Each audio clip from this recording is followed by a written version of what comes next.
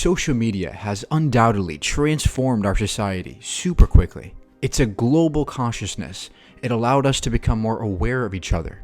It turns strangers from across the world into close friends, and it connects us with more people than ever before in history. However, there are a myriad of deeply horrifying issues that have emerged since social media has taken over. This technological gift has been misused in some of the worst ways. Ironically, just as social media connects us at light speed to each other, it can also disconnect us from the world at light speed. We've become lazy in determining which sources are true or false.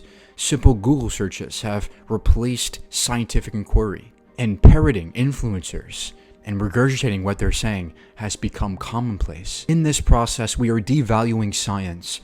We've become more scientifically illiterate.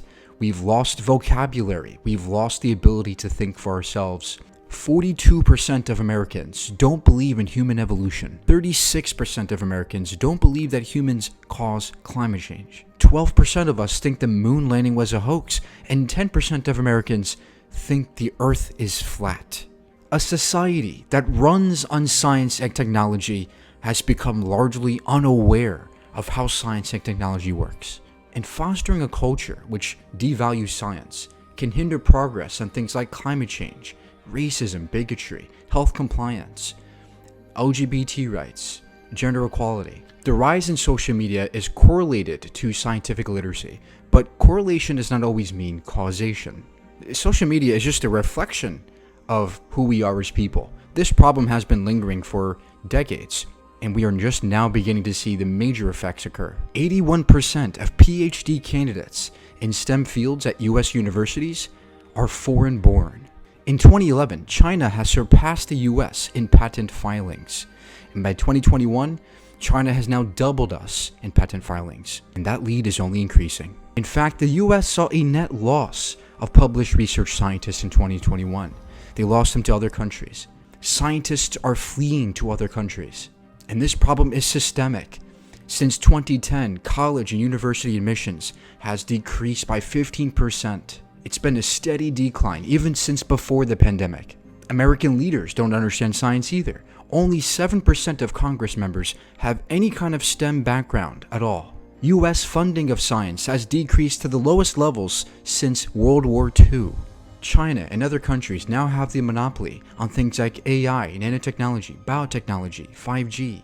Science is the engine of prosperity, and innovation is what drives economies. It's the bedrock of our economy, from transportation to medicine to engineering.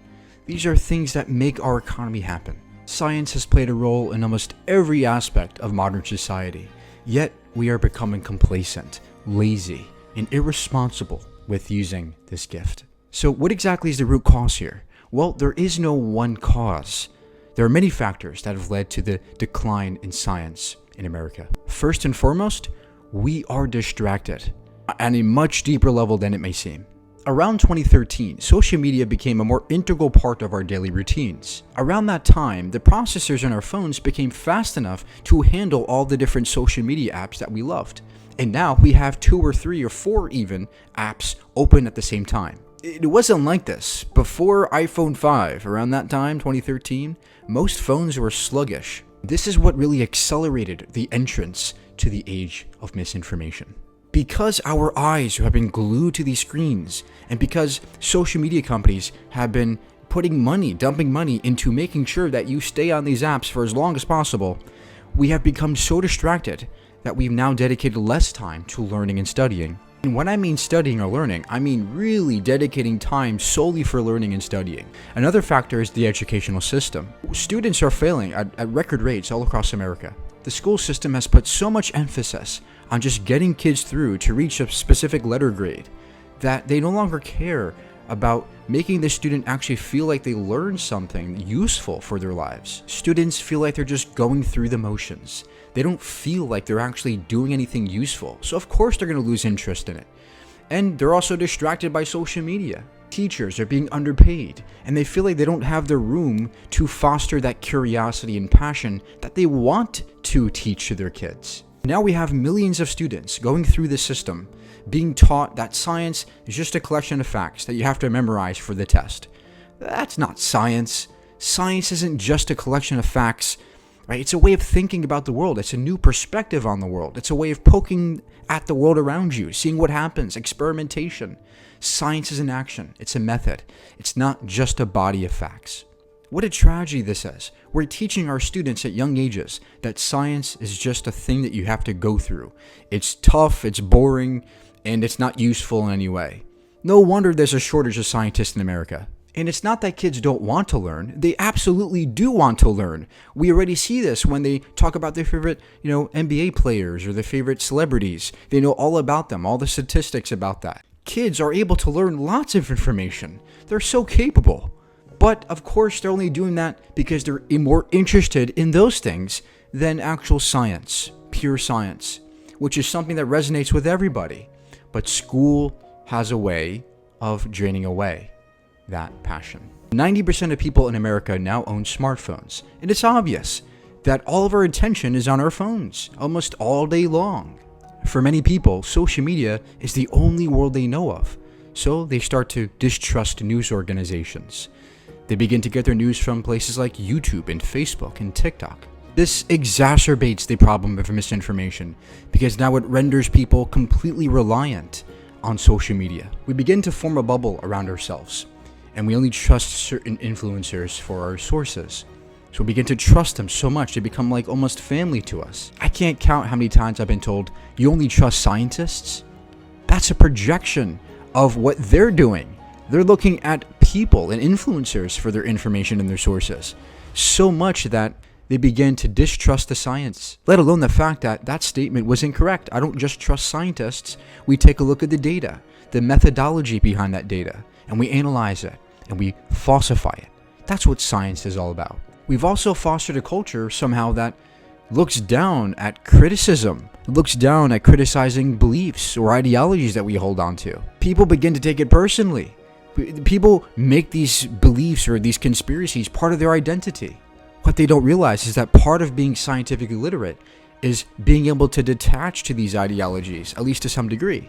And what's worse is that under these social media posts are comment sections where viewers are able to scroll through. So as they're scrolling through the comments, they can look at specific ones that align with their beliefs, and they can feel better about that. They can feel better that somebody else believes what they do, and this just adds more to their confirmation bias. And now the recent algorithms are serving people whatever information they want. And now if misinformation catches on, it gets the most clicks, it gets put out to the For You page, and more people see it, which even adds to more confirmation bias and exacerbates the problem even further.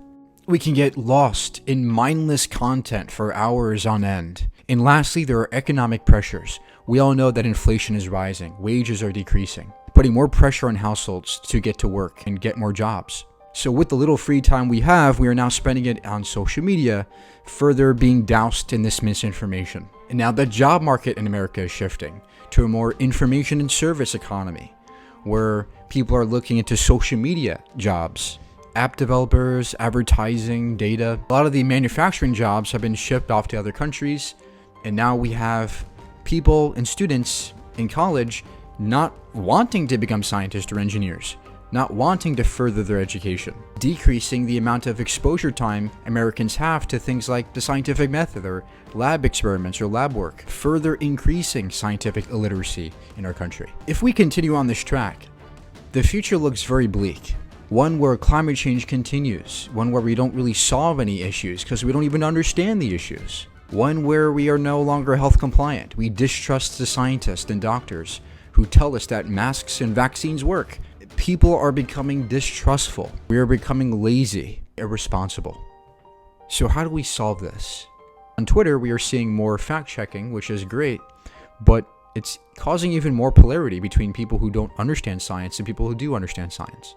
There are only so many resources we have to allocate to fact-checking. No, the root cause of the issue has to be solved. This is a systemic issue. Education is a key factor in this. Solving the problem where students feel miserable at school. Make them excited to go to school. Make them passionate about school. Learning should be fun, and it can be fun. But again, there's only so much that the government can do when it comes to education. How about the economy? Well, surely we can increase wages, which would attract more good educators to schools. But there's only so much that money will do to solve the problem. I think the largest solution to this, hitting the root cause, is to instill people with scientific literacy all across the board. Everybody should at least know how the scientific method works, how to falsify something, how to ask the right questions. We need to really make people understand what science is, what science really is, how the methodology actually works. We need people to become at least literate in science, not become scientists, but at least know how to determine what information is true or false. This way, no amount of misinformation could misguide us. Getting people excited about science, getting people excited about learning again.